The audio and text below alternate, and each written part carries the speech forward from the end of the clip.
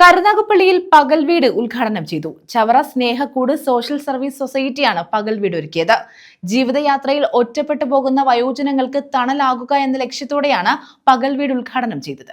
ജീവിതയാത്രയിൽ ഒറ്റപ്പെട്ടു പോകുന്ന വയോജനങ്ങൾക്ക് തണലാകുക എന്ന ലക്ഷ്യത്തോടെയാണ് Chavara Snehakkoodu social service society പകൽ വീട് ഒരുക്കിയത്.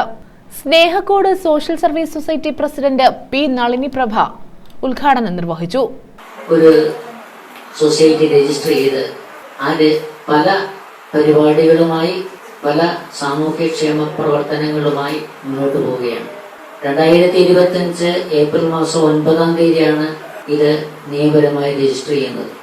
ഏകദേശം 2 മാസങ്ങൾക്ക് ശേഷം ഒരു ചെറിയ കാലയളവ് കൊണ്ട് തന്നെ ഒരു പകൽ വീട് എന്ന ഞങ്ങളുടെ ആദ്യ പ്രോജക്റ്റ് സഫലമാക്കാൻ കഴിഞ്ഞതിനുള്ള സന്തോഷത്തിലാണ് ഞങ്ങൾ എല്ലാവരും. സ്വാഗത പ്രസംഗിക പറഞ്ഞതുപോലെ ചാരിറ്റി ചെയ്യാൻ സന്മനസ്സുള്ള ഞങ്ങളുടെ ഒരു കൂട്ടായ്മയാണ് ഈ സൊസൈറ്റി രൂപീകരണത്തിന് വേണ്ടി മുന്നിട്ടിറങ്ങിയത്. ഇതിനു മുമ്പും പല സാമൂഹ്യ ക്ഷേമ പ്രവർത്തനങ്ങളിലെല്ലാം തന്നെ ഞങ്ങൾ വ്യാപൃതരായിരുന്നു.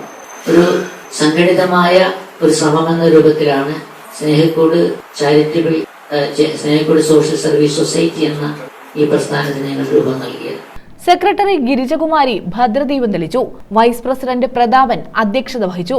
നഗരസഭാംഗം പ്രസന്ന, മേഴ്സി സെബാസ്റ്റ്യൻ, സന്ധ്യ, കെന്നത്ത് ഗോമസ് എന്നിവർ പങ്കെടുത്തു. News bureau, Karunagappally.